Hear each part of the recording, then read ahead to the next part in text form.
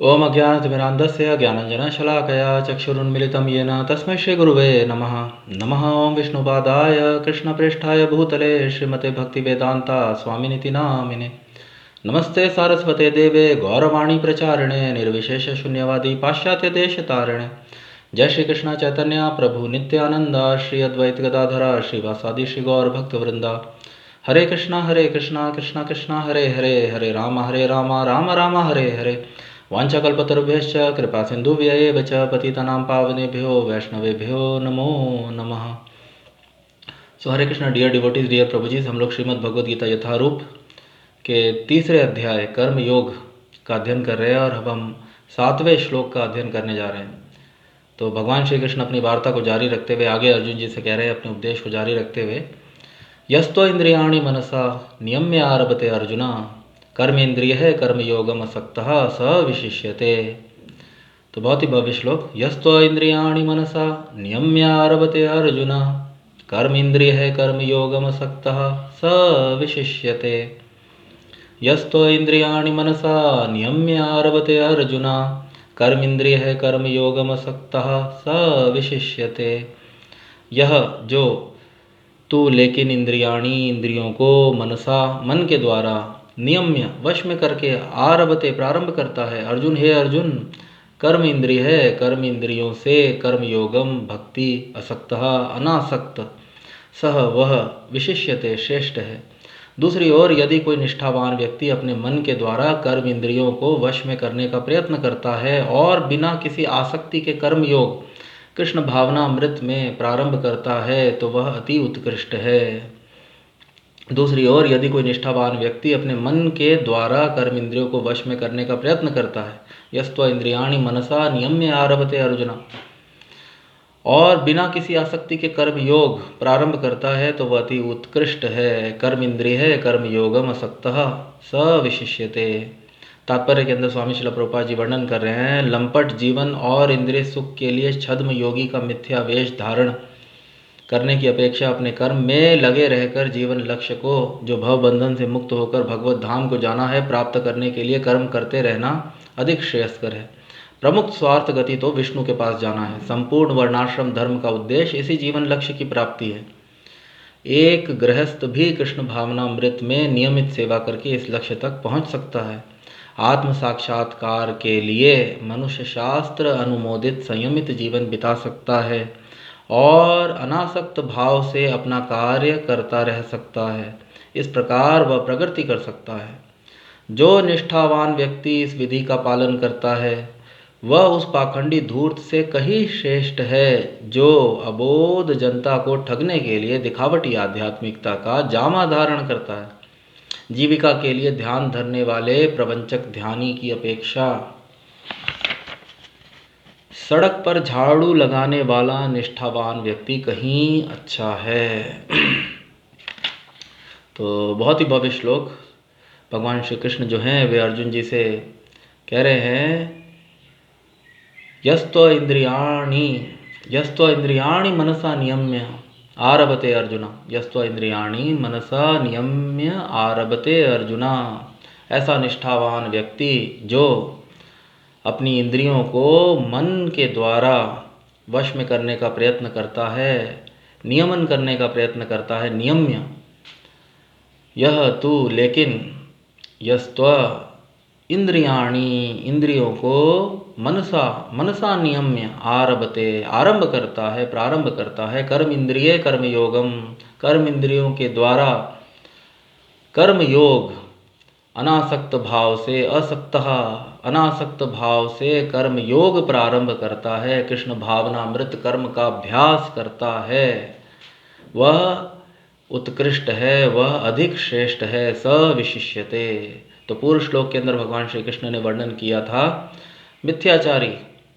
मिथ्याचारी पुरुष अथवा मिथ्याचारी व्यक्ति जो योग का आडंबर करता है, जो योग और ध्यान का, यौगिक ध्यान का आडंबर करता है और जीविका पालन हेतु कुछ शिष्यों से को दर्शन के माध्यम से तथा यौगिक ध्यान के माध्यम से ठगता है, वह केवल खुद को धोखा देता है। और उसी के विपरीत यदि कोई निष्ठावान व्यक्ति, कोई श्रद्धावान व्यक्ति जो अपने मन के द्वारा कर्म इंद्रियों को वश में करने का प्रयत्न करता है और बिना किसी आसक्ति के कर्म योग कृष्ण भावना अमृत में प्रारंभ करता है, तो वह अति उत्कृष्ट है।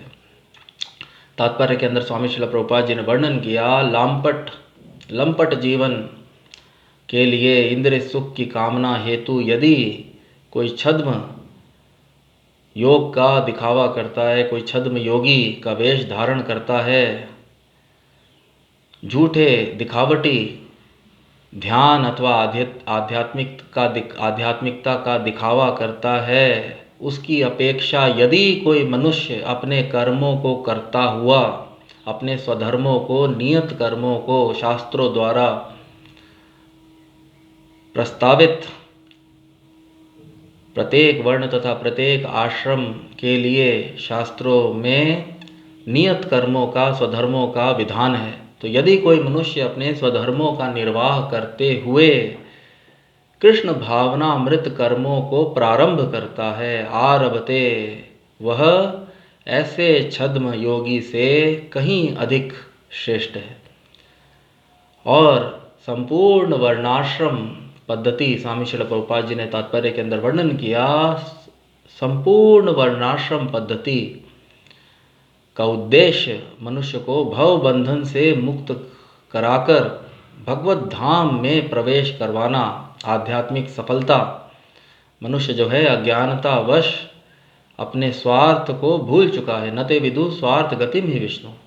अज्ञानतावश, मोहवश, भौतिक कामनाओं हेतु मनुष्य जो है वह भौतिक प्रकृति के अधीन होकर अज्ञानतावश परमेश्वर से, परम भगवान श्री हरि, श्री कृष्ण, श्री विष्णु से अपने शाश्वत संबंध को, सेवक रूपी अपने शाश्वत संबंध को भूल जाता है और वह भौतिक कार्यकलापों में लिप्त होकर भौतिक कामनाओं से, भौतिक कामना हेतु भौतिक सुख की प्राप्ति करने के लिए सकर्म भौतिक सुख की प्राप्ति हेतु सकाम कर्मों के लिए प्रवृत्त होता है और अधिक से अधिक भव बंधन में, कर्म फलों के माध्यम से भव बंधन में फंसता चला जाता है, उलझता चला जाता है। तो भव बंधन से मुक्ति प्राप्त कर भगवत धाम में प्रवेश करना मनुष्य जीवन का अथवा जीवन का परम लक्ष्य है। न ते विदु स्वार्थ गतिम ही विष्णु। परम भगवान श्री हरि, श्री विष्णु, श्री कृष्ण से अपने शाश्वत संबंध को स्थापित करना, विष्णु तक पहुंचना, जैसा कि स्वामी श्रील प्रभुपाद जी ने तात्पर्य में वर्णन किया, उसी में सभी जीव का कल्याण निहित है, सभी जीव का वास्तविक स्वार्थ जो है वह निहित है। न ते विदु स्वार्थ गति में विष्णु।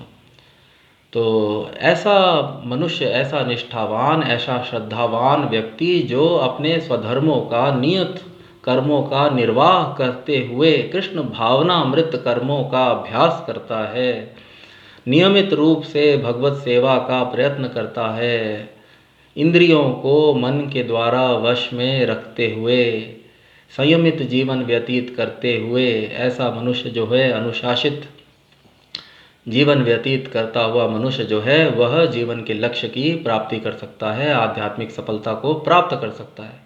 स्वामी श्रील प्रभुपाद जी ने सदैव वर्णन किया है, शिष्य, एक वास्तविक शिष्य, एक सच्चे शिष्य की परिभाषा जो गुरु, साधु, शास्त्र द्वारा निर्देशित व आदेशित नियमों का पालन करता है, जो अनुशासित जीवन जीता है, वही एक वास्तविक अथवा यथार्थ शिष्य कहलाता है। और इसके विपरीत जो लंपट जीवन, अनुशासन विहीन जीवन जीने का प्रयत्न करते हैं और योगिक ध्यान का दिखावा करते हैं, दिखावटी ध्यान और आध्यात्मिकता का दिखावा करते हैं, वे स्वयं को धोखा देते हैं। जैसा कि भगवान श्री कृष्ण ने पूर्व श्लोक के अंदर वर्णन किया, वे स्वयं को धोखा देते हैं और मिथ्याचारी कहलाते हैं। वे कभी भी आध्यात्मिक सफलता प्राप्त नहीं कर पाते और स्वयं को शाश्वत सच्चिदानंद जीवन से वंचित कर देते हैं। तो लंपट जीवन और इंद्रिय सुख के लिए छद्म योगी का मिथ्या वेश धारण करने की अपेक्षा अपने कर्म में लगे रहकर जीवन लक्ष्य को, जो भव बंधन से मुक्त होकर भगवत धाम को जाना है, प्राप्त करने के लिए कर्म करते रहना अधिक श्रेयस्कर है। प्रमुख स्वार्थ गति तो विष्णु के पास जाना है। संपूर्ण वर्णाश्रम धर्म का उद्देश्य इसी जीवन लक्ष्य की प्राप्ति है।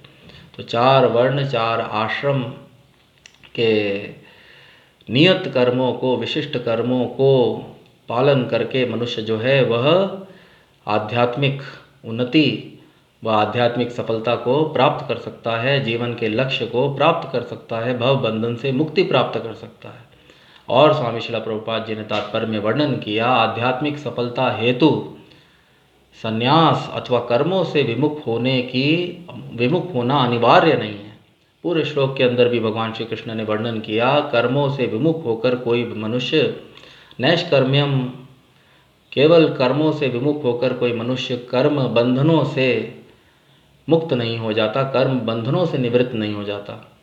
पूर्व सकाम कर्मों के एकत्रित कर्म फलों से मनुष्य जो है केवल कर्मों से विमुख होकर निवृत्त नहीं हो जाता। और चौथे आश्रम संन्यास न च संन्यसनादेवा सिद्धिम समुदिगच्छति, केवल संन्यास आश्रम को ग्रहण कर लेने मात्र से मनुष्य जो है वह आध्यात्मिक सफलता की प्राप्ति नहीं कर सकता।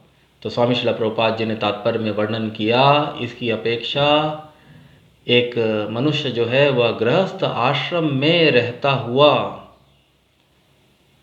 निष्ठावान व्यक्ति यदि गृहस्थ आश्रम में रहते हुए अपने स्वधर्मों का निर्वाह करते हुए अनासक्त भाव से, बिना आसक्ति के अपने स्वधर्मों का निर्वाह करते हुए कृष्ण भावना अमृत कर्मों का अथवा भगवत सेवा का अभ्यास करे कर्म योग के माध्यम से, तो वह आध्यात्मिक सफलता प्राप्त कर सकता है। और वह ऐसे झूठे अथवा पाखंडी मिथ्याचारी ध्यानी से कहीं अधिक श्रेष्ठ है, जो जीवन व्यापन के लिए, जीविका अर्जित करने के लिए ध्यान का दिखावा करते हैं। तो एक गृहस्थ भी कृष्ण भावनामृत में नियमित सेवा करके इस लक्ष्य तक पहुंच सकता है। आत्म साक्षात्कार के लिए मनुष्य शास्त्र अनुमोदित संयमित जीवन बिता सकता है। इंद्रियाणी मनसा नियम्य आरभते, तो नियमित संयमित जीवन बिता सकता है। आत्म साक्षात्कार के लिए मनुष्य शास्त्र अनुमोदित संयमित जीवन बिता सकता है और अनासक्त भाव से अपने कार्य करता रह सकता है। इस प्रकार वह प्रगति कर सकता है। जो निष्ठावान व्यक्ति इस विधि का पालन करता है वह उस पाखंडी धूर्त से कहीं श्रेष्ठ है, जो अबोध जनता को ठगने के लिए दिखावटी आध्यात्मिकता का जामा धारण करते हैं।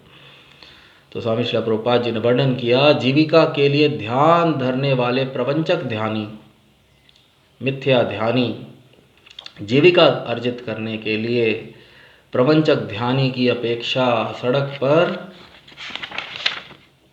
झाड़ू लगाने वाला निष्ठावान व्यक्ति कहीं अच्छा है। तो यदि मनुष्य जीविका अर्जित करने के लिए निम्न से निम्न कर्म भी स्वीकार करे, वह जीविका अर्जित करने के लिए झूठे ध्यान के दिखावे से कहीं श्रेष्ठ है। क्योंकि ऐसा व्यक्ति, स्वामी श्रील प्रभुपाद जी ने पूर्व तात्पर्यों के अंदर वर्णन किया, ऐसा धूर्त व्यक्ति अपने आप को धोखा देता है और अपने साथ साथ अपने अनेक अनुयायियों और शिष्यों को, अबोध शिष्यों को, मासूम शिष्यों को भी वह धोखा देता है। परंतु यदि कोई मनुष्य अपने स्वधर्मों का निर्वाह करते हुए कृष्ण भावना अमृत में, कर्म योग में अनासक्त भाव से अपने स्वधर्मों का निर्वाह करते हुए कर्म योग प्रारंभ करे, कृष्ण भावना अमृत का अभ्यास करे, तो वह आध्यात्मिक सफलता प्राप्त कर सकता है और वह ऐसे पाखंडी ध्यानी से श्रेष्ठ है। तो बहुत ही भव्य श्लोक, यस्त्व इंद्रियाणि मनसा नियम्य आरभते अर्जुना कर्मेन्द्रिये कर्मयोगम असक्तः अनासक्त भाव से सविशिष्यते। ऐसा व्यक्ति उत्कृष्ट है, ऐसा व्यक्ति विशेष है, श्रेष्ठ है।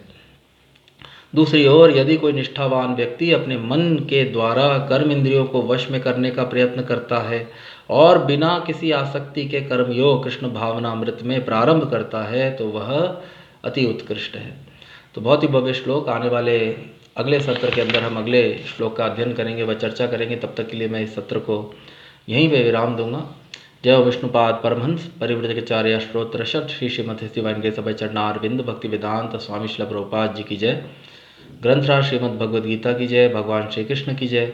भगवान श्री चैतन्य महाप्रभु की जय। हरे कृष्ण महामंत्र की जय। हरे कृष्ण कृष्ण कृष्ण हरे हरे, हरे राम राम राम हरे हरे, निताय गौर प्रेमानंदे, हरि हरि बोल।